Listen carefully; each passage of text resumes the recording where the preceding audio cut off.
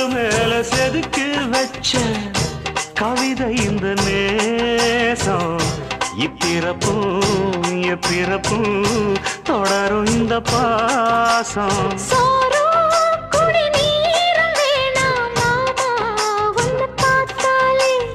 ஆரும் பசியாரும் தானாச மொழி கேட்டாலே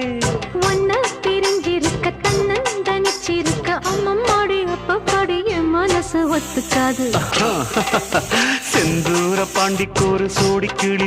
கிளி கூ